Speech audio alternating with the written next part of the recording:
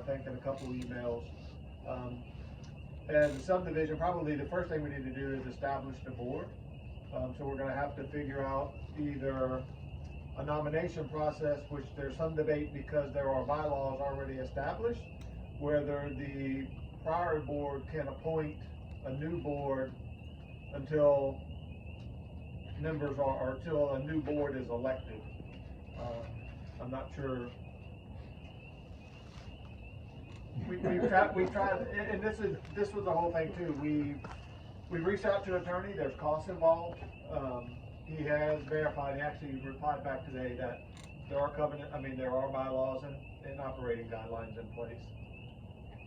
So it's really establishing what we need to do as far as getting a board in place, and then once the board's in place, is figuring out what we're going to present to the subdivision as far as whether or not we're going to, well, obviously we're going to try to vote to maintain the pool and the tennis courts. And also, if we're going to have a second tier where if you're not interested in joining the pool and tennis, you'll still have the ability to help support the common areas. The biggest probably debate is going to be whether or not we try to establish new covenants and we try to attach that. That seems to be, from all of the feedback we've gotten, that seems to be the point of contention with everyone. Obviously, with Gwinnett County, there are, there's ordinances as far as, maintaining your property. I think one of the big points with a lot of people from the feedback that we've gotten is, unless you sign up, and if we tried to attach covenants to the HOA, unless you voted to join the HOA, you wouldn't be obligated to abide by those covenants. The only way you're going to abide by it is if you join. Now, my view on that is, if you're going to join, you're going to be the person that's probably going to maintain your home anyway, and you're going to take care of your property. So one of the big discussion points will be, once we get to that point, is if we're going to try to establish covenants, and really if that's going to have a negative effect on trying to get everyone to support the swim and tennis, then whether or not that's really going to accomplish what I think some of us want to accomplish anyway, and that's having having covenants in place that everyone has to abide by. From what we've gotten so far, there really is no way to make that mandatory. There is not really a path to make that mandatory unless you agree to it. And again, that's been some of the feedback is, I don't want to agree to covenants if my neighbor next door doesn't join and they don't have to. So that's one of the things. And like I said, my personal opinion is, if you're going to agree to it, you're probably going to maintain and take care of your property, whether or not you actually sign a piece of paper or not. And I think probably the majority of us kind of fall in that same boat, is we're going to do what we can to maintain our property, because there's a vested interest in that for all of us. So probably and I think we had put on the website, one of the big things tonight is figuring out from a board standpoint how we do, whether we can have people appointed or whether we have to go through the nomination process, and how we go about going ahead and establishing that, and at least getting a board in place. We haven't been able to pay any of the bills that are due. There is some money in the account. Some of it is tied to people that have paid dues for this year for the swim and tennis. There are a lot that are waiting until we figure out what we're doing in order to pay. One of the questions when I reached out to the attorney was, I asked about paying invoices, and it wasn't something he recommended until we had an official board in place. So there are bills that are due. There's electricity, obviously. I believe the taxes have come in. I want to say swim and tennis we're waiting on, landscaping.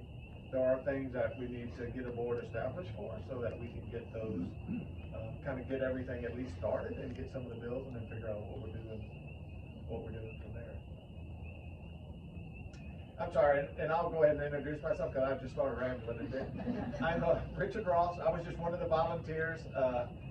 I've lived here since the beginning of the subdivision. I'll be the first one to admit, every time these guys reached out for help, I was one of those that never volunteered either. So, you know, some of us have just stepped up as volunteers to try to get something in place. And just try to do what we can to maintain the facilities, decide what that is, you know, as a group, and then move forward from there. Well, I guess, Richard, one of the things that talking about the board is that, so we had a board, and we lost many members from last year, 2021, and so the question is, when we had that board, we appointed, and I think there's been some discussion back and forth that that board appointed this volunteer group, I guess, or asked for volunteers, and you and several other folks have said, you know, we'll help out. So I don't know, based on what the discussion was, as to, does that volunteer group need to elect a board amongst yourselves? And I think that was one of the questions, is that volunteer group that was, I guess appointed by the previous board, if you have an election, or just say, you know, here's the folks that's gonna be the board as that part of that volunteer group, and that's in essence the new board. I think that's one avenue, my understanding of, that can happen. I guess the other avenue is that the question of, well, do we have membership in the HOA? Well, I don't think that we do, because no one has, if you take the people from 2021 that were mandatory, they're out of the question, because the mandatory doesn't apply. So if you had folks in 2021 that paid their dues of $330 to join the swim tennis, then they would technically be a member in 2021, because they joined without being a mandatory member. And so does that carry forward until 2022? I don't think that it probably does, because you gotta pay every year. So the question is, do we have members in 2022 to be able to vote on a board? And I think the answer to that is we don't. So that's why I'm saying that the group that was the volunteer group that was appointed by the previous board has to somehow assume the board responsibility to move forward in 2022. I'm not sure if that's what everybody's necessarily interpreted. Yeah, it may not be. I agree, it may not be that. But we're, like Richard says, we are just as guilty as everybody else in not participating in the trip. And so we do apologize for that as a couple, because y'all handled everything great. Well, yeah, that's. But that's not here right there. But what I'm saying is there are other people here that want to be part of the board, committee, whatever it is. Because we will definitely, I mean, I don't know how many people that were on the committee that actually were ready to step up with the board. Yeah. And as a committee, do we accept that responsibility until we get a membership vote, and then we have a board election at that time? That way, if others want to volunteer, or even if others, you know, however we want to establish it, if we do it that way too, we move forward with just getting everything in place as the volunteer group, and then my understanding is the only ones who really vote for the board are the members that join the swim and tennis, become members of the HOA. You know, do we, once we do the membership drive, if we then elect an official board or a new board at that point to carry forward with a one-year term? I guess that's one thing we need to figure out as well. Are required to be on the board? What's the number? We have to have a minimum of 5 and a maximum of 9. Is what's And one stated in the bylaws. One person that can do handiwork. Yeah, or no one. And it's a great job, you get to put in cameras, wires, Take the garbage out of. take the garbage out. What are the responsibilities of people on the Yeah. board? Like, what exactly does that entail? Well, I'm probably not the best person to ask. Because it's just been kind of de facto so far, so. Yeah, I mean, I can address that. You have a president, you have a vice president, you have a treasurer, you have a secretary. Those are the 4 elected positions. Then you can have up to 5 member at large, which are not specific positions. So the president is the person that runs the whole thing, just like the president would do. Vice president, second in charge, does whatever. Secretary takes notes at all the meetings, and does other things like the president and the vice president.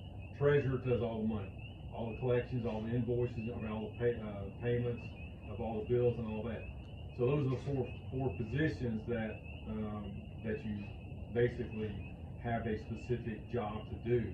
And then, of course, member at large, you can help out doing different projects here and there, based on, whatever comes up. But I mean, those are the 4 positions of what they do. Hopefully that answers your question. Yeah, I think that, I know for myself, this is my first home that I've ever had. And so, like, I don't know what goes on in that stuff. And so when people are saying we need volunteers, we need a board and blah, blah, blah, like, I know for myself, it's almost overwhelming because you're like, what do those people do? And could I volunteer? Maybe I should stay out because I don't know what it would, require from me. I don't know if I could, offer that. So, I just don't know.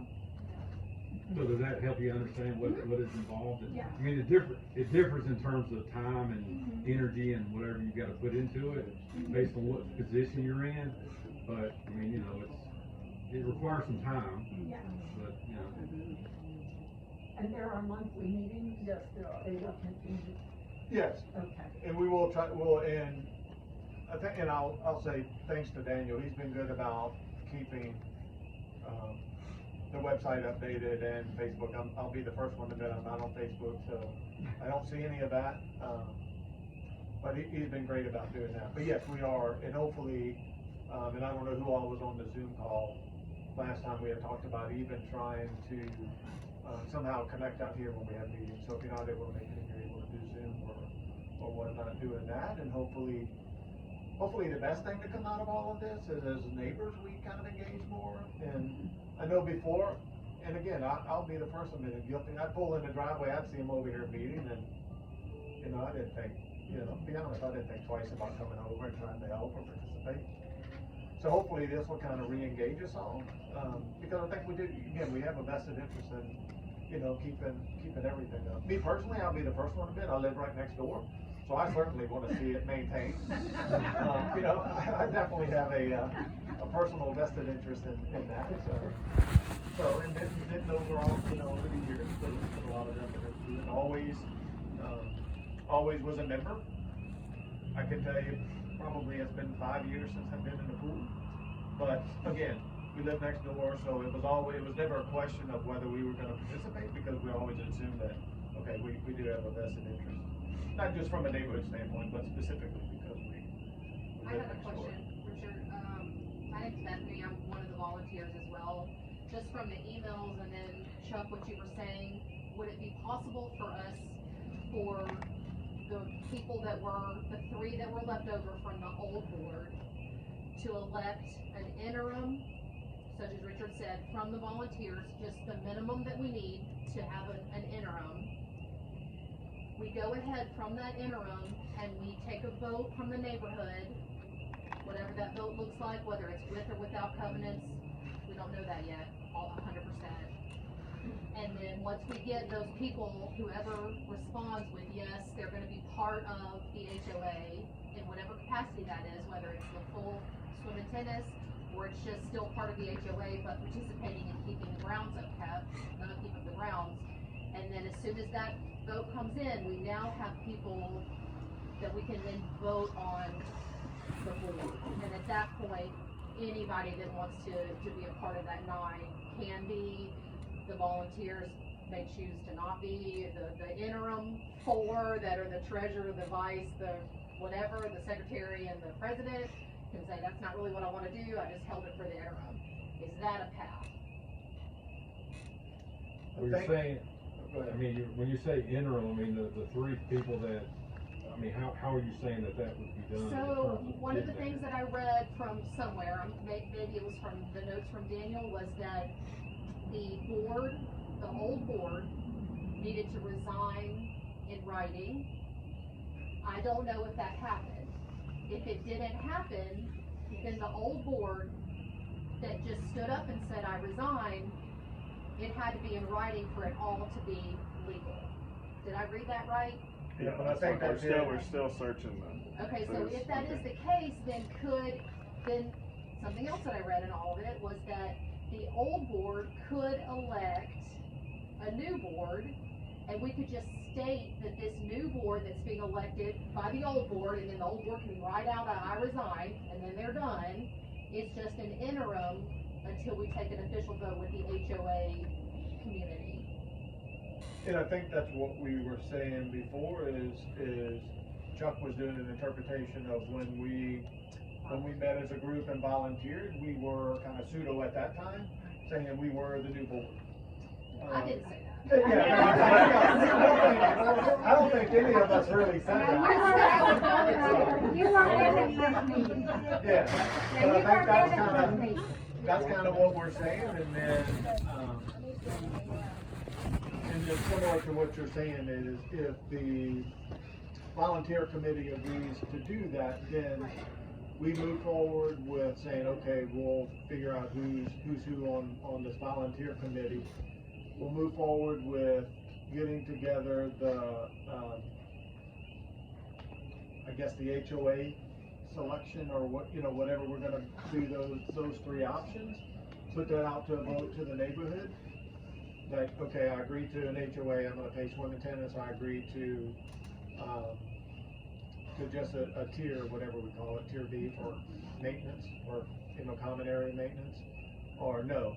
And then we figure out at that point whether there's enough to support the swim and tennis and open it this year. But the very first step is to have a board. Yeah, and that's why, that's what, if, I guess as whoever, from the volunteer group, if we accept that was, for the time being, we're the interim board, and then once if we establish the swim and tennis, or whoever votes for that, then at that point, they become members of the HOA, and we can hold a new election. Is that the path that we're gonna move forward with then? I mean, I think that's reasonable. I think, I was gonna ask, cause I submitted my resignation in writing. Okay. I did. Now, Winnie, I'm not sure if, and I don't know that Maria did either. She did? Okay, so only one of the three of us did not submit it in writing. I guess Winnie was the one that did not. Did you before or after we had our meeting? After. Okay, so we took everything that night. And Oh, I took have his that- letter.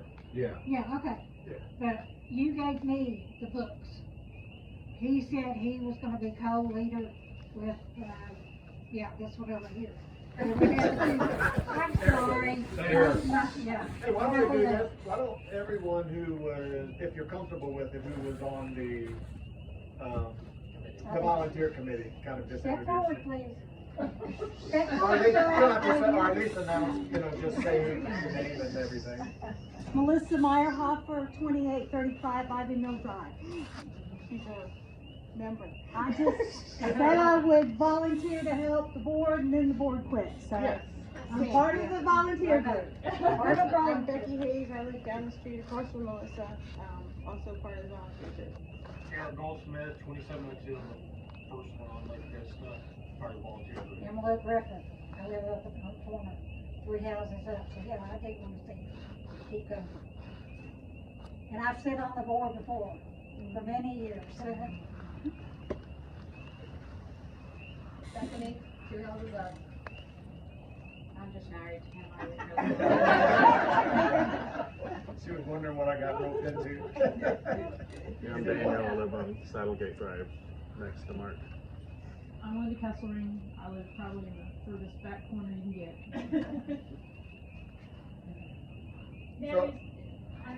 Is there anybody here that's interested that's not on the volunteer committee that would like to be or like to be part of the converting board, or I don't know what everybody's feelings are about it here. Yeah. Yeah. Yeah. I'd like to learn more. And I'll be honest, all of us are gonna be, I say all of us, whoever's gonna commit to this, and I wasn't sure what I was getting into either.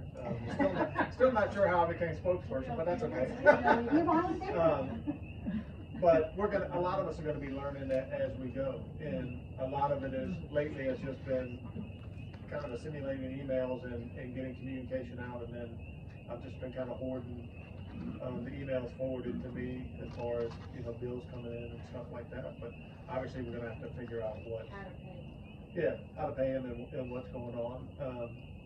The good thing is, and I'll reach out to the attorney tomorrow, and get an idea of what he's done so far and what we truly owe him. I know he sent us an invoice for $6,000, but I believe that was for him to take the covenants that kind of got everybody interested, that were sent out, the big, long list of covenants that were sent out. I think it was part of that, and then helping us establish those covenants and then getting them filed correctly. If that doesn't happen, then I'm not sure exactly what part he's done so far and what we owe. That'll be one thing from that, but I'm hoping we don't owe a huge amount on that, but I have no idea what he's gonna say. So Is that's this the good. same lawyer that a lot of people were concerned about? I think someone, I'm assuming that is, this was the one I think we used to incorporate the HOA and that we've been working with, but I think someone did mention there were some concerns about it. Yeah, I just saw a bunch of stuff on the Facebook. Oh, yeah, but I did hear that some were expressing concern, so, again, hopefully, depending upon which way we go, we may not need much of his services, if any, from this point forward. I'm not really sure. We're gonna have to kind of feel our way through that. Did we sign a contract? No, my understanding is we haven't signed a contract. So, I don't know from, legally binding what he's gonna try to say we agree Is to. anyone a notary? I'm sorry? We need a notary. Is anybody in this group a notary? There is I mean, someone in the anybody- neighborhood that's a notary that I said that I would get in contact with if If at we some need point one. we need it, to see if he would be willing to Okay. volunteer.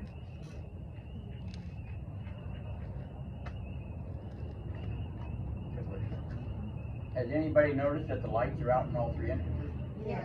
If you don't have an HOA and money coming in, paying your insurance and everything, those lights don't come back on and the signs go down. And actually, that brings up a good point. That's one of the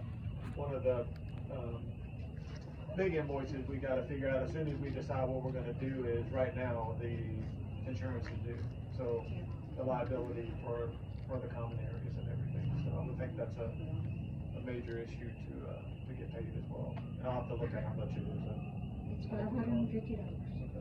But that includes the sign, the insurance on the sign, so if somebody runs into it, if somebody steps off the pool like we had 3 years ago, she steps off into your head, the bomb pool, All liability. all liability. Yeah, I All know that, all one the of- signs go away. I mean, you tell somebody, yeah, it doesn't sound right, where's that at? Oh, go by there, you don't see a sign, you never see it. And I think one of the things is I think somebody had mentioned the plans were to take down the playground area due to the shape it's in, and that may help us save on some of the liability as well. Well, we had a committee before everybody resigned, that they were going to look into it and see about getting new playground equipment, taking the existing out and putting in something. Well, I think that's something. I don't know, being married to Richard, I'm hesitant to pay bills and put my name or his name on an account. I'm worried about that liability, because I don't want. And I think it's gonna be, part of it's gonna be if we decide tonight that when we stepped up as volunteers, we became the board at that point, and then, yep, we go forward from that point. We were appointed by the old board, and then once we get everything in place, we hold an election, with whoever has joined the HOA, and we ask for nominations, and whoever wants to remain, and we go that route. That way everyone has a voice. I'm assuming that's the way, I'm assuming that's the only path